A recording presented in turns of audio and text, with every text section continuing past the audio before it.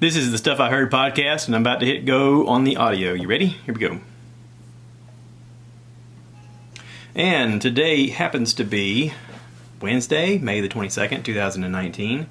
Today is sort of a stressful day, I'll be honest. So stressful, in fact, that maybe I need to crack open a beer. Let's have a sip, shall we? There we go. I gotta tell you, a little stressful. Little bit stressful. I was working yesterday, and when I got near time to get off, I got a text message from my mother and said, hey, by the way, Dan, which is my stepdad, her husband, Dan's having chest pains. We're in the ER. So, right away, I'm thinking, oh no, this is not good. No one wants to hear that the people that you're close to and love are in the ER. And definitely you don't want to hear that they have chest pains. Because, of course, right away your first thought is a heart attack, stroke, death. I mean, let's be honest, those are the things that you fear. And I wasn't in a position to leave right then, but I could have. And I texted her back and said, I'm on my way. And I finished up what I had to do really quickly because there was some things that needed attention. And I knew that if it was worse, I would hear more. I texted and said, where are you? And thankfully, the hospital that they were at was only a few miles away. I was able to get there pretty early. She was still in the emergency room waiting area because they'd already taken care of him somewhat. They weren't in any urgent situation. They were like, okay, listen, here's the deal. He talked about tightness of his chest. He talked about shortness of breath. And when they did some looking into his stats, his blood pressure was extremely high. They did some, preliminary blood work and found out that his potassium was very low and his magnesium was very low. And my mom rattled off a bunch of other things that right away was shocking to her that I don't quite understand. But essentially what had to happen was they were able to see a specialist, and he was scheduled to have a CT, a catheter, a heart cath, done today. I had to actually Google what is a heart cath, because I didn't know. I didn't know what a heart cath was. The only term catheter that I knew was when, you know, you hear about people in the hospital for a while and they put a tube inside of your, you know, your bladder area for you to freely go without having to physically make yourself go. You know what I mean? Does that make sense? So I'm thinking, okay, well, I know it's not that because they said the word heart. And I thought, okay, well, my stupid brain, the way I'm putting it together is they're going to go through their wiener and go into their heart. And I thought, those two things aren't connected. Why? Just because you think with your junk sometimes it doesn't mean that it's connected. That can't be the thing. So then I Googled where, you know, how is a heart catheter done? And it said that you go through, a lot of times you go through a vein in your arm or your wrist or if needed in your groin. And I was like, aha, see the groin part. I was right. And patted myself on the back, you know, because I was completely wrong. But still, I had kind of merged the term groin and bladder together in my head. So they didn't have to do that. They went in through his arm. And I just happened to have the day off because today is Wednesday and I worked a lot, you know, Monday and Tuesday, and I'll work Thursday and Friday, and, you know, that kind of thing. Keeping the hours down as close to 40 as possible as they try to do. But anyway, so I was able to have the day off today. I had to meet the garage door people here because they had to look at something that was broken. I had a garage door put on here earlier in the year, and we had some trouble the other night. I'll tell you about that later. But you know, they did the procedure today, and I wanted to be there for my mom, and I wanted to be there for Dan, and one of the thoughts that went through my head was, I know this is morbid, but one of the thoughts that went through my head was, if this is it, my first thought is, I thought I had more time. I thought I had more time. I thought I had more time with him. I thought I had more time. And I'm sure that's what people think when they're being wheeled back. I thought I had more time. I mean, everybody I talked to and everybody that I mentioned heart cath to, they were all like, oh, okay, that's no big deal. It's in your heart. Hello? No big deal? Really? They're like, yeah, they're just going to look in there, and if they need to, they'll put a stent in there. I'm like, and that's no big deal. No, that's no big deal. So then of course, Google's available, so I go, what are the possible complications of heart cath? And that you don't want to go down that road because it's all like stroke and death and cardiac infarction and stuff like that. So I'm going, well, crap. Still, I thought I had more time. So I went to the hospital this morning as soon as I got done with the garage door people and met with Dan and my mom and my stepbrother Michael, his son. And we talked and hung out. And he was, I could tell he was nervous and also ready for this to be done because he was uncomfortable. And they had given him a patch for nitroglycerin to keep the vascules open. Apparently nitroglycerin opens up all of your vascules even more so that everything flows a lot smoother. And yesterday they had given him 2 nitroglycerins. I don't know if that means a tablet or if that means an injection. I don't understand exactly how it was administered. But they apparently make a patch for when you're, needing a continuous cycle of nitroglycerin, which is good. I can't imagine how they did it years ago, but this was much better. And we've been on him for a while. He is a ear, nose, and throat surgeon, and he probably works 100 hours a week every week. We've been on him for a while about retirement and about looking forward to retirement and about, what are you going to do towards getting to retirement? I mean, we kind of are rooting for you to enjoy your life here a little bit instead of working yourself to death. And he keeps having problems come up with anxiety and pressure and, heart problems and blood pressure problems and stress problems. And it's like, hey, if you're looking for a sign, buddy, this is it. And I sort of made a joke with him, while he was in the ER. I said, all right, so Michael's on the way, and we're going to have an intervention, even though we didn't know we were going to plan it today. But we really want you to, slow down and take some time and reevaluate what's important and what's necessary. And we would all like to see you work less, or not at all. I mean, because let's face it, the alternative is this is a whole totally different conversation, and you're not in the room. So, we're rooting for him.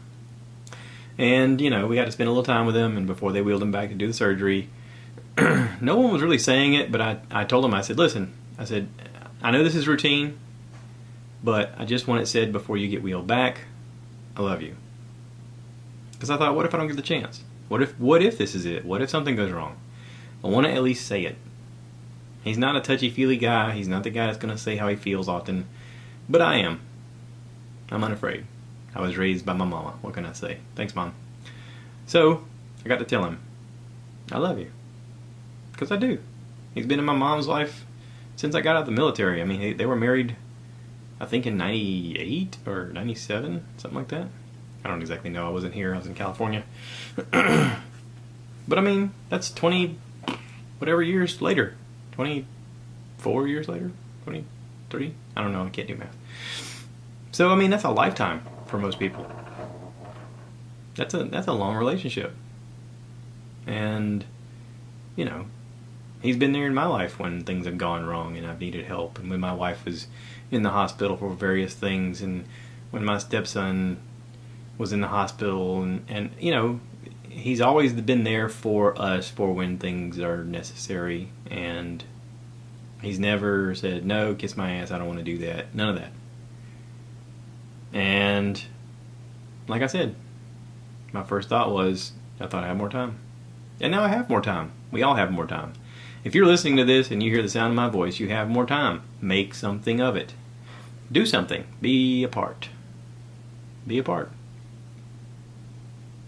If you got in your head going, man, I really should spend more time with blah, blah, blah, blah, do it. What are you waiting for? We're on my mom right now about retirement.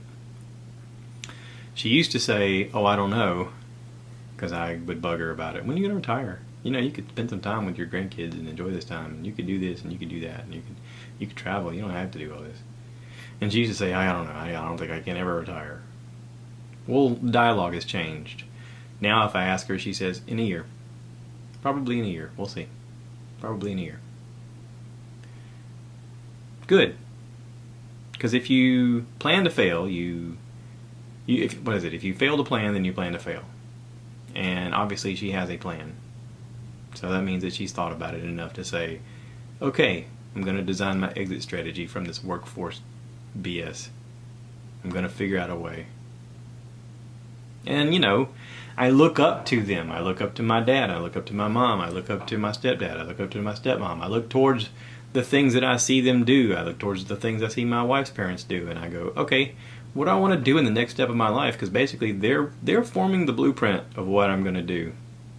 I'm watching them and paying attention, and I'm asking questions, and I'm hopefully getting the answers I need, so that when I get to that age, I can go, I know what I'm going to do now. And I want that answer to be that I'm enjoying my life and taking care of the people that I love and spending time with them. Because they're not going to be there forever. I'm not going to be there forever. My last words are going to be, I thought I had more time. No matter when it is. Actually, that's not true. My last thoughts aren't going to be that. That's hypothetical and romanticized just to fit this narrative. Who knows? If I get cut off in traffic and run over, my last thoughts may be, oh shit. I'm just saying. I'm just throwing that out there. Sorry, Mom. Didn't mean to curse. This is the Stuff I Heard podcast. You can say you heard it here.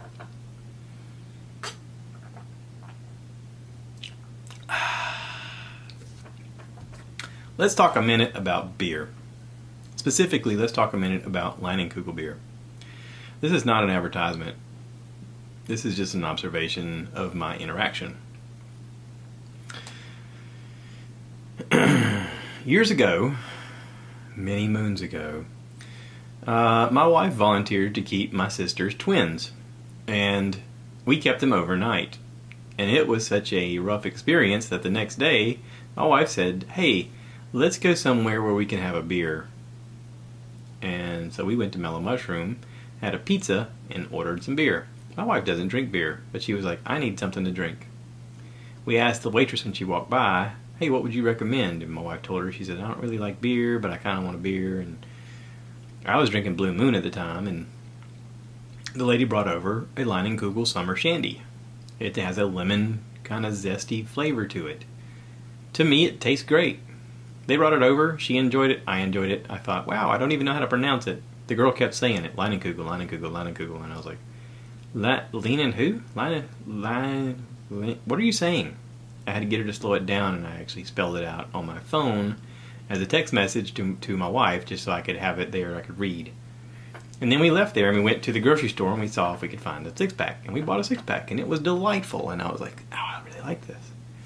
And since then, I've probably drank, in reality, I don't know, a few hundred of these. That's an exaggeration, of course, but it's an estimate. I mean, I don't know. It's been years, probably 5-6 years, maybe. Again, I don't understand math right now. Sorry. So it's a seasonal beer. It only comes out during the summertime. And because of social media, I can now follow Leinenkugel on Twitter and Instagram and Facebook, and they'll put out stuff once in a while talking about, oh yeah, don't forget to try out our new seasonal brew of this, and we have this, and we have that. And I've tried lots of their other ones, and not to say that I've tried all of them, but I've tried many of them, and I don't care for them. The one I really, really, really, really like is the Summer Shandy, the lemon. This is, if you're watching it on YouTube, this is what I have in my hand. See the pretty logo? Isn't that pretty?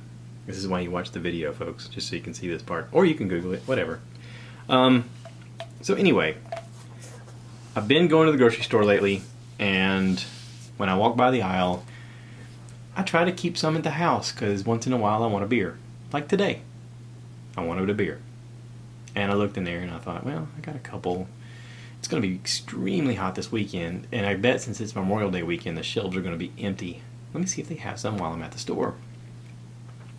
Okay, let's back up. Let's not get to that part yet. So if you're listening to that part, just from your brain. Let's go back a little bit. Okay. The guy who runs or owns or whatever, I don't know if he owns it or runs it or both, his name is Dick Leininkugel, and he has a Twitter page, Dick Leininkugel, at Dick Leininkugel. And he posts all kinds of stuff from there. And Jacob Leinenkugel is part of that too. So between the two of them, it's a family business. They run a brewery and it's successful and all that stuff. There's a lot of times where I'm doing something and it strikes me that I want to reach out to a celebrity and say, hey, I appreciate what you're doing. Like you've heard me talk about Bert. I listen to Bert's comedy. I want to write him and be like, dude, your new special is awesome. I love it. I want to share this with other people so they can enjoy it because it's hilarious. You know, I did the same thing with Joe Coy. I did the same thing with, with Tom Segura, with Joe Rogan. I mean, Eliza Schlesinger. Some great comedy that I've seen on Netflix. And I didn't want to just have that be with just that type of celebrity. I thought, hey, let me reach out to the people at Leinenkugel and tell them, hey, I really like this beer, and thank you for making it. And thank you for bringing it to a small town like Florence, South Carolina, who, if you looked on a map from Wisconsin to go to Florence, South Carolina, is a weird path. Right? You wouldn't think, oh, yeah, we'll sell beer down there. They must love it, or they might love it. I don't know. We'll see. But we have it here, and it's great, and I like it. So I send them messages once in a while on social media saying, hey, thanks for making a great beer. I enjoy this beer. This is a good beer to have. This is a good summer beer. I wish you made this beer all the time because I could still drink this in the wintertime. And I know it all has to do with availability and they want to make something fresh. And if you keep it on limited supply, then you also increase your demand, which means people go crazy about it when it's finally time for it to be there. I get all that. I understand it. I'm all for it. Great. Good job. You're doing it. So a couple weeks ago, I go to the grocery store and I'm out of beer. And I'm like, I would really like to get some beer. Some Leinenkugel Summer Shandy. It's out. I know it's out. I've been buying the 12-pack cans. They have 12-pack cans. I used to not drink canned beer. This is actually a really good canned beer. And it takes up less space in the garage and less space in your trash can. So I go by the store and the shelf is empty. Now granted, at Walmart, they have probably 70-something feet of beer space. And they have one spot where they put 4 12-packs of Leinenkugel on a shelf. And that's it. No 6-packs available. Just 4 12-packs. Now, our local distributor that puts that out is the Yannis company. And I don't know how to get in touch with Yannis to say, hey, why don't you guys give more space? And they could probably just tell me, you know what, kiss my butt. We don't care. We sell a whole lot of this other stuff, this Coors and this Miller Lite. I can tell you for a fact that every time I walk in the store, they're not missing too many Coors and Miller Lites off the shelf, but that Leinenkugel spot's always empty. Now, if I were trying to make money and sell beer, I wouldn't worry so much about how much of my label is faced on the outside as I would worry about how much I'm selling and how much profit I'm making. So maybe you give a little bit extra space there, buddy. Just a marketing idea. I'm going to throw that out there. It's a freebie.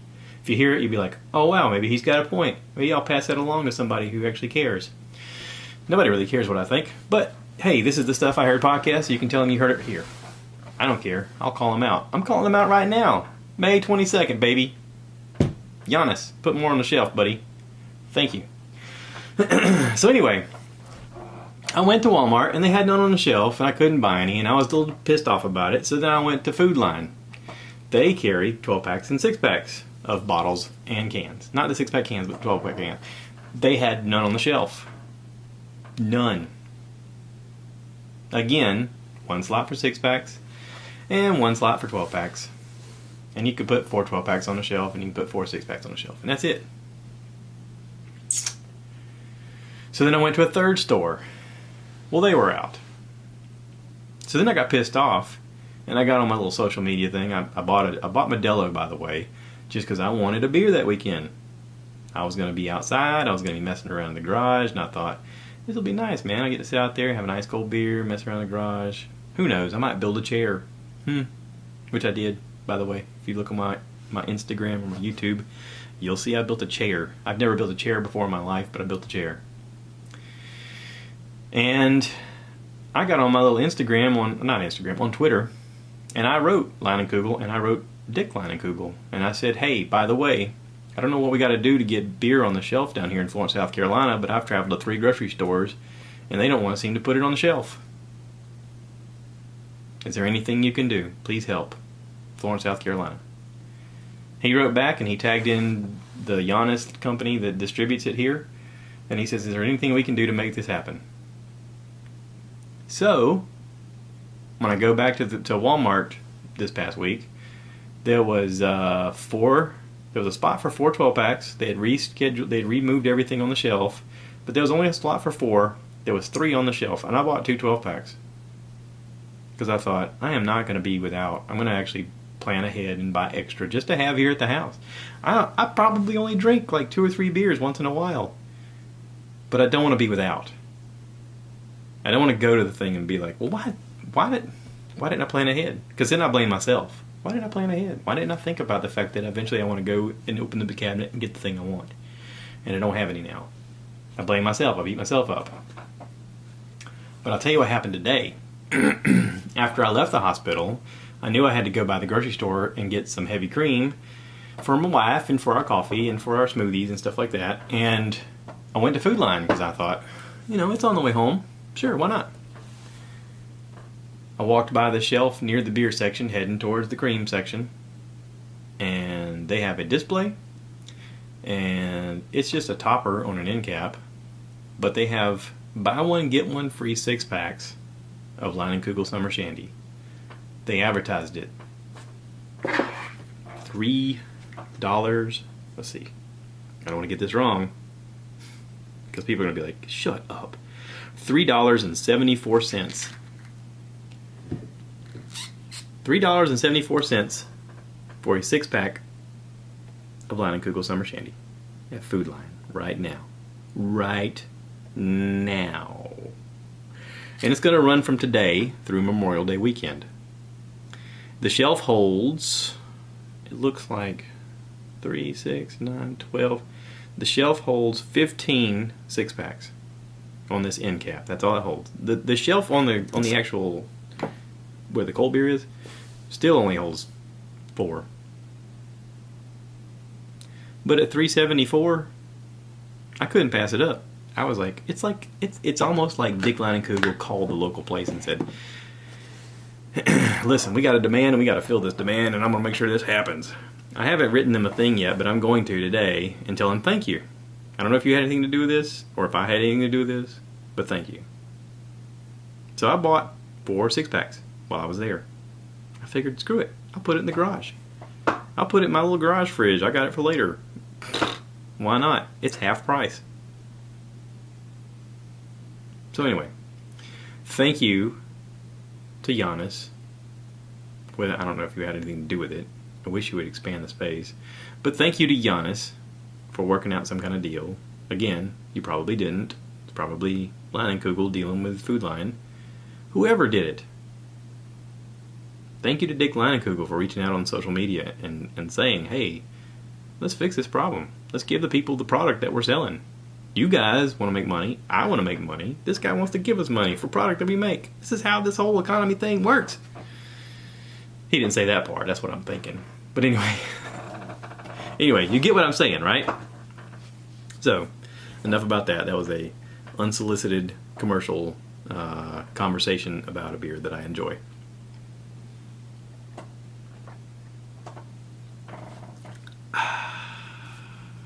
Yeah.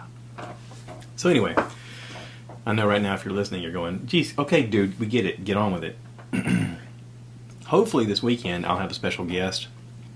I don't want to tease it yet because I'm going to geek out when he comes. I know him personally, and when you hear his story, you're going to want to know more about him. He's a fascinating guy. So anyway, I'm just going to tease it and hope that it comes through. I don't want to go any further. I don't want to give anything away. People who know him are going to be like, shut up. He's going to be on there? I mean, I'm going to throw that out there, saying it's going to happen. So just be prepared. So let's talk about some other stuff, shall we? What have I heard? Stuff I heard.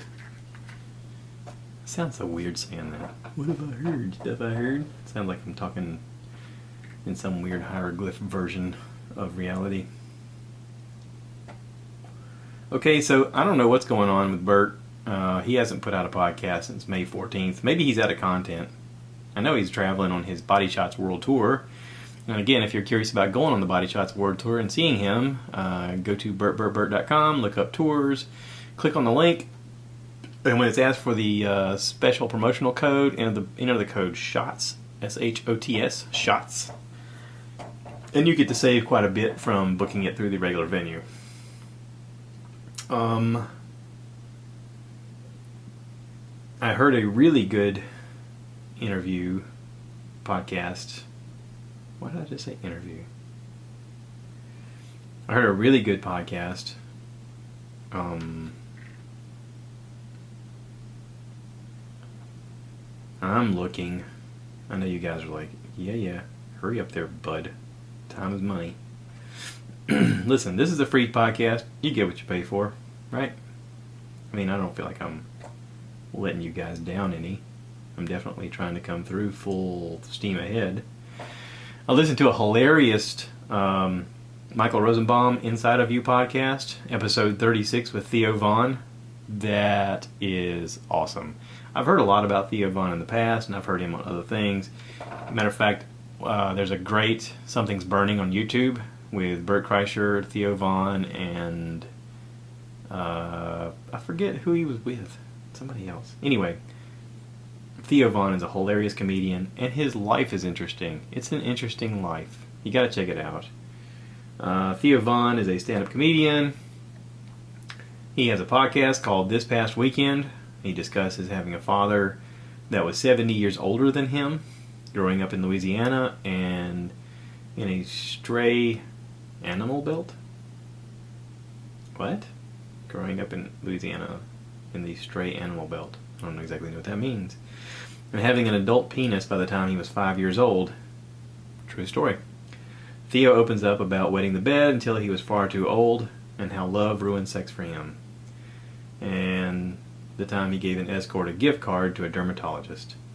It's a funny episode, but it's also got a lot of good information. Then I jumped a little bit ahead and I listened to episode 39 of the Stuff I Heard podcast, of the Inside of You podcast with Michael Rosenbaum. He interviewed Macaulay Culkin. If you guys don't know who Macaulay Culkin is, he was the little kid in Home Alone.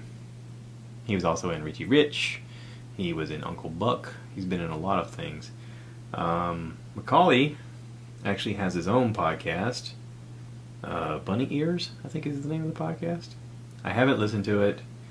I have listened to this podcast, and it's great. But I will be honest. There's something about his voice that I don't think I would enjoy listening to his podcast, because I don't think I could stand listening to him. He has a very interesting, different way of speaking that just hits a nerve in my brain and makes me go, no, sorry, no. And I don't mean that to be rude. I mean, nobody can pick their voice. Nobody has, any kind of control of that kind of stuff. It's just not the thing for me. It's not.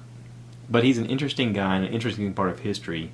And I'm only 5 years older than him. I thought I was way older than him, but turns out I'm not. And then I jumped to the episode that came out today, episode 57, with the lady who plays Elvira. It's titled Elvira, Cassandra Peterson. She is fascinating. Fascinating. I wonder how old she is. She talks about the time she slept with Tom Jones. She lost her virginity to Tom Jones, and she almost slept with Elvis. She talks about her drug abuse and her role as Elvira, and about having an abusive mother. You know what? I'm kind of curious. Let me Google this. How old is Elvira? Let's see what it comes up with. Cassandra Peterson is 67 years old. 67. Wow. She was born in 1951. Holy cow. I had no idea. Her character, I mean, she's always with the makeup and stuff. She always, the whole Mistress of the Dark thing. She talks about how she became Elvira and how she came up with the name and how the job came up, and she's just sort of become that role, and how the character's always been like a PG kind of character. It's always been a little tongue-in-cheek, a little bit of wink at the... But it's, you know, she's still sexy, and she's still, you know, the fantasy. She even talks about how Hugh Hefner once offered her $1 million back in 1984 to pose nude as Elvira, which was a lot of money back in '84. She said, you know, she talks about the fact that it was very enticing and she really wanted to do it. But she talked to fans and they said, don't. It'll take away from the mystique of who you are as this character, and it would ruin the character. And in a way, she's like, and then they were right. They were absolutely right. She's like, you know, it wouldn't turn out the way it is now. If you Google images of her right now at 67 years old, you would swear she's in her 40s. I mean, holy cow. She talks about, you know, being in an accident when she was like 2 years old and she got burned severely on her back.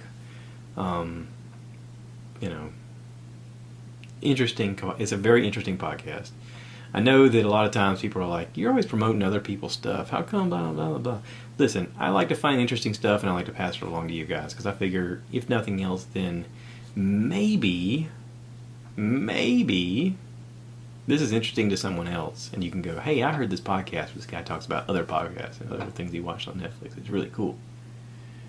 Maybe. The Game of Thrones finale was this past Sunday, and I just got to watch the last episode last night, and my wife and I had a discussion about it briefly. She wants to know my opinion, and I told her that I would have ended it a little bit differently, but I know for a fact that the franchise has 3 more spin-off franchises coming from it. And I think that the final episode ended the way it did because they want you to anticipate what the next thing is. Because several of these characters are not going to go away. They're going to continue to play characters as the show moves forward in their own franchise. So, I'm not going to talk about Game of Thrones. I am going to say that it was a brilliant series.